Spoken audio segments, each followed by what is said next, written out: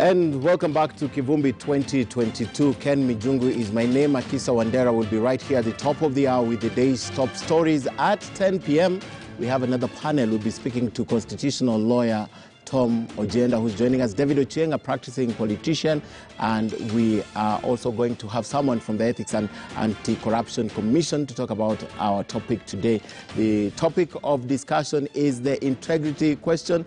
It's very important to have the discussion from all angles. That's why Eric Ngumbi from EACC will be joining us. Now, Eric is the Ethics Development, is in charge of Ethics and Development and Monitoring at the Ethics and Anti-Corruption Commission. But let's bring the discussion back to the white table. Samuel Kimeo, he is currently the Executive Director of Africa's Voices Foundation, but formerly of Transparency International. Thank you for staying with us. Let's begin the discussion where we left it, the clarity of Chapter 6 of the Constitution.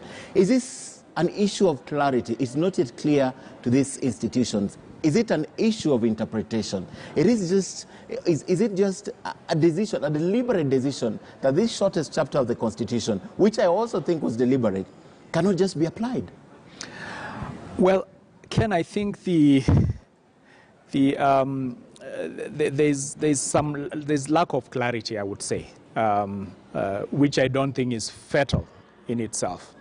I think our failure to enforce the Constitution and the Chapter 6 has very little to do with that lack of clarity. And the lack of clarity that I'm talking about is the Article 99(2), which, of course, convolutes this and makes what ought to be an integrity standard and converts it into a criminal standard, which I think is completely misdirected.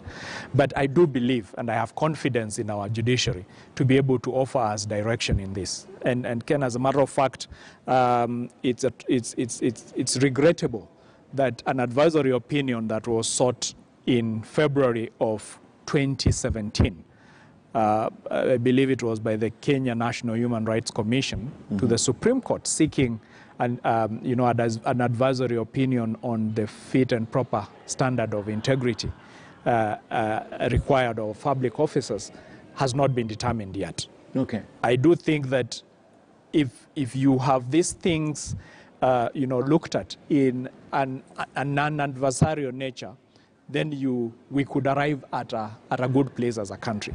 And I think the beauty about an advisory opinion was it was about the Supreme Court giving advice, exercising its advisory jurisdiction to give advice to this country that would be binding on how issues of integrity in leadership would be handled. But unfortunately, I think we will have to, because the Supreme Court hasn't determined that, we will have to contend with what we have, ventilating this in an adversarial manner, which of course it's not helpful. Makes progress very, very painfully slow. Okay. Yeah. Chapter 4 of the Constitution, Chapter 6 of the Constitution, and then we look at the enabling legislation, such as the IEBC, because I still think, IBC Act, I still think that's where they're hiding. Because if you look at the Bill of Rights, Chapter 4, and then you look at these express provisions of Chapter 6, and then you look at the provisions under the IEBC Act, I think that's where the gray area lies. To be honest, I think in the enabling legislations, there was an attempt to bring in quite some clarity. And for me, to the extent that we have not realized the enforcement is an indictment on our institutions. Our institutions have either lacked courage or do not want to engage in matters that would attract negative political or will attract reprisals politically. And these are sensitive matters. If you're talking about, for example, campaign financing, you're talking about issues of ethics in leadership, you're basically dealing with politicians who when they get elected, actually control this country in many respects. And our institutions largely are not at a stage where they can withstand the political assault. And I think the courage that our politicians must have, not our politicians, but our institutions, and people who man those institutions must have, is to have the courage to stand by the Constitution and the law, no matter what. Okay. And I do think that to the extent that many of them shy away from this and would rather not touch these controversial issues, have contributed to the fact that to date we've done nothing about campaign financing, at least to the extent that there's no enforcement that has been done.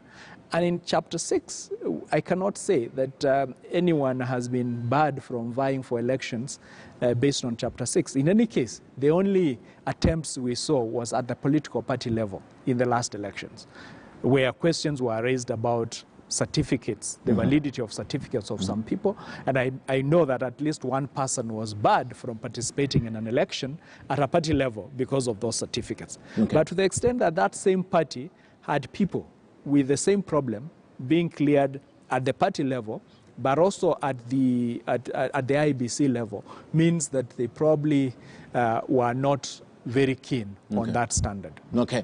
So one of the things that I have heard as a rhetoric in the political activities that are going on in the country is when you are choosing someone to vote, look at the character of the person.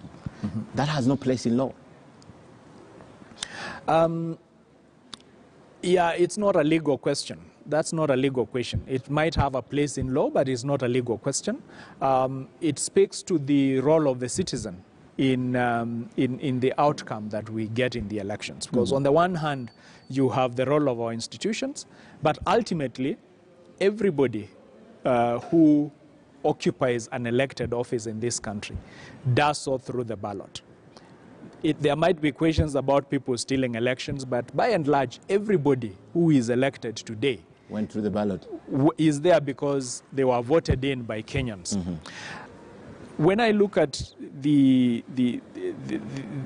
way Kenyans apply their minds to elections, unfortunately, issues of integrity are not their primary consideration. Yes. And in fact, the studies that have been produced out there, I was looking at a study that was released recently by Transparency International Kenya.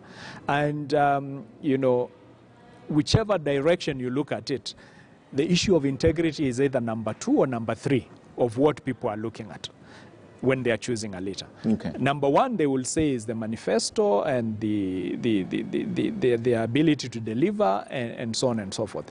But the integrity question is not there, which means that if I am if I am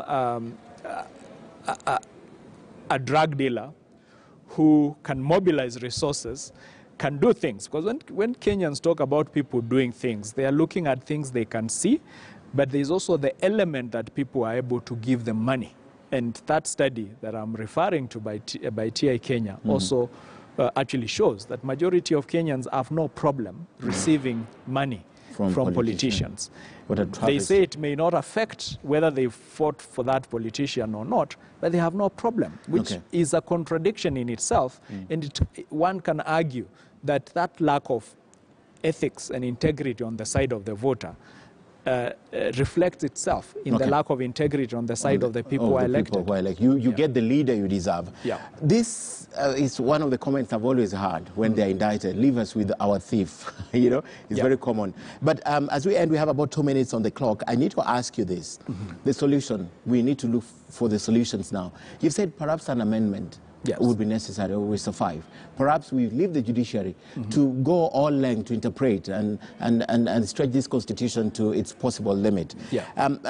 I have a problem with the way our appointments are structured. Perhaps you'll find an answer in this. The fact that politicians still need to vet these people who sit in these commissions. Is that a problem for you? And how do we sort it out? And when you say that we need to stand by the law, what do you mean? Just in closing. Yeah, I think when the vetting question is an important one. We started off very well, like in all other respects in matters of accountability. We started very well. If you look at the appointment of the interviews that led to the appointment of Justice Willie Mutunga as the Chief Justice of this country, you will see how rigorous it was.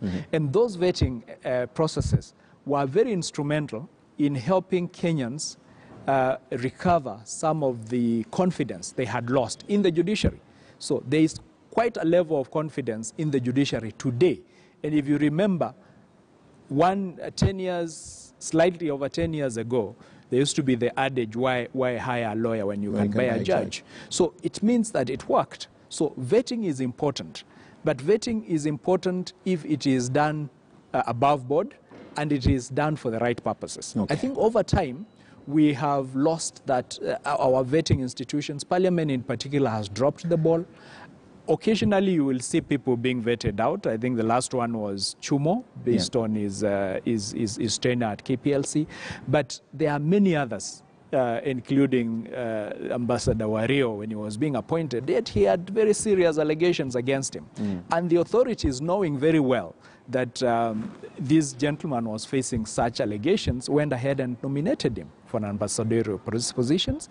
And because Parliament has continued to see itself as an extension of the executive and its role as to defend the government of the day if they belong to the party that is in power, then their accountability function, their check and balance function is compromised. Okay. So if we are going to get out of this, Ken, I think we need to, beyond those amendments and the judiciary interpreting the law, we need to invest in letting the public also appreciate that when we cast our ballot irresponsibly, we may not think that it affects us directly, but it does.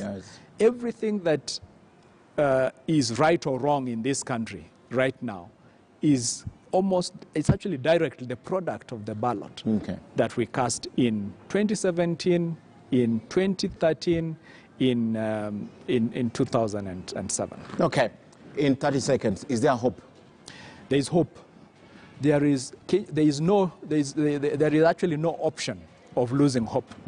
This country belongs to us, and we have a God-given responsibility. I call it a stewardship. To steward it in the right direction. We must make our own contribution. And, I always will borrow from the fight for independence. That time we had a common external enemy that we were fighting, even though they also had collaborators here. Right now, the people we have to fight against are our brothers and sisters who are sabotaging this country, who are stealing from this country and stealing the future of our children.